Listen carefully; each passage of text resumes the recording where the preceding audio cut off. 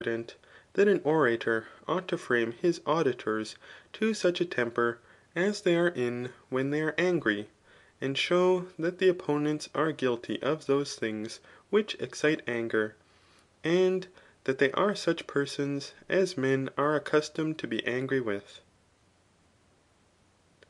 CHAPTER 3.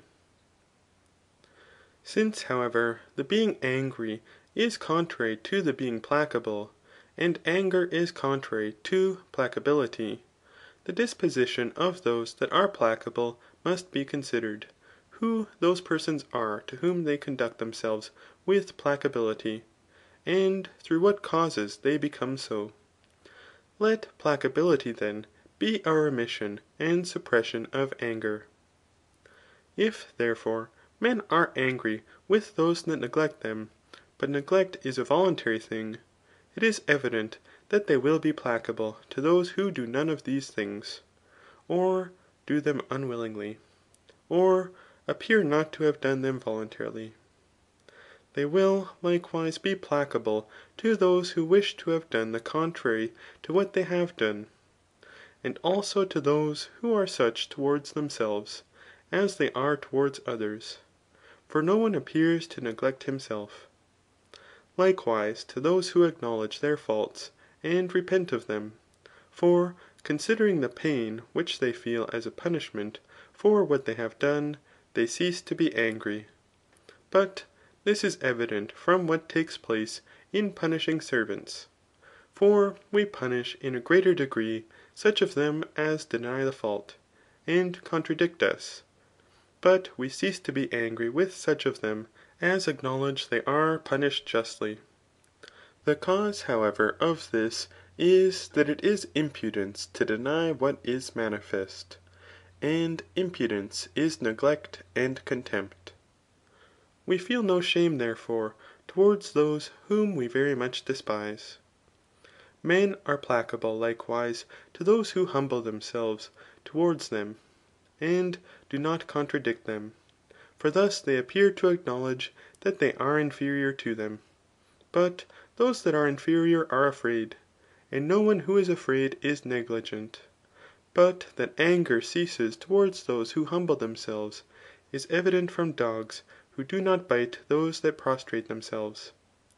Men also are placable to those that act seriously when they are acting seriously themselves, for thus they appear to be thought by them worthy of attention, and not to be despised. Likewise to those who, if they have injured them in any respect, are afterwards more grateful to them. Also to those that beg and entreat, for such persons are more humble. And to those that are neither contumelious, nor scoffers, nor neglectful either of any person, or at least not of the worthy, or of such as they themselves are.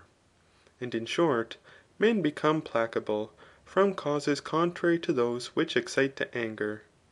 They are likewise placable to those whom they fear and reverence. For so long as they are thus disposed towards them, they are not angry with them. For it is impossible at one and the same time to be angry with and afraid of a man. With those also who have done any thing through anger, they are either not angry, or they are angry in a less degree. For such persons do not appear to have acted from neglect, since no one who is angry is neglectful. For neglect is unattended with pain, but anger is accompanied with pain. They are likewise placable to those that revere them, because reverence is contrary to contempt.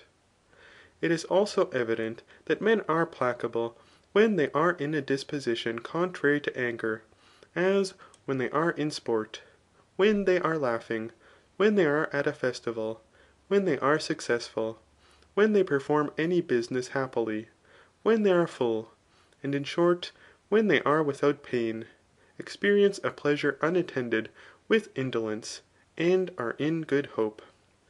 They are likewise placable to those by whom they have not been molested for a long time, and through whom they have not been excited to recent anger, for time appeases anger. Vengeance also, formerly inflicted on another person, has the power of appeasing a greater anger conceived against some one. Hence, Philocrates answered well, when a certain person said, the people being enraged, why do you not defend yourself? He replied, not yet. But when will you? When I see another person condemned.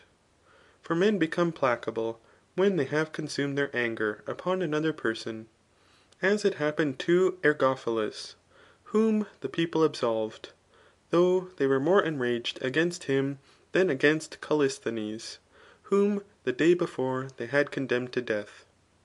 Men also are placable towards those whom they have convicted, and likewise when they see those that are angry suffering a greater evil from their anger than they occasion to others, for they conceive that such a one is punished for his anger. Also if they think that they themselves have acted unjustly and suffer justly, for anger is not excited against that which is just, since in this case they do not any longer fancy that they suffer undeservedly. But anger was said by us to be this, viz. To arise from a conception of unmerited contempt. Hence it is necessary that offenders should first be punished by words. For slaves also, when thus punished, are less indignant. Those likewise are placable, who conceive that persons on whom they inflict punishment will not perceive that they are punished by them. For anger is excited against individuals, as is evident from its definition. Hence Ulysses, in his speech to Polyphemus, rightly calls himself Ulysses the subverter of cities, as if he could not have avenged the injuries of Polyphemus, unless he made him sensible who it was that inflicted the vengeance, and for what it was inflicted. It follows, therefore, that we are not angry with those that are not sensible, nor any longer with those that are dead, because we fancy they have suffered the extremity of evils, and will not be pained by, or sensible of our revenge, which is the object of desire of those that are angry. Hence it is well said by the poet respecting Hector, who wished that the anger of Achilles towards him might cease when he was dead. On the deaf earth his rage was spent in vain. It is evident, therefore, that those who wish to render others placable must derive their arguments from these places. For those whose anger is to be appeased must be rendered such persons as we have described. But those persons with whom others are angry must be shown by the orator to be such as are to be feared, or that they are worthy of reverence, or that they have deserved well of them, or that they injured them unwillingly, or that they are very much grieved for what they have done. CHAPTER 4. Let us now show who those persons are that are the objects of love and hatred, and why they are so, defining for this purpose what friendship is, and friendly love. Let, therefore, friendly love be defined to be the wish that such things as are conceived to be good may fall to the lot of some one for his own sake, and not for the sake of him who forms the wish, and also the endeavour of him who forms the wish to procure such goods to the utmost of his power. But he is a friend who loves and is reciprocally beloved, and those persons conceive themselves to be friends, who think they are thus disposed towards each other.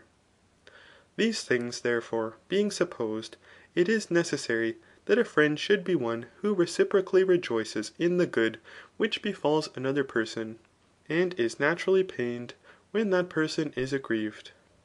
And this not on account of any thing else, but on account of the person himself. For all men rejoice when they obtain the object of their wishes, but are aggrieved if the contrary takes place.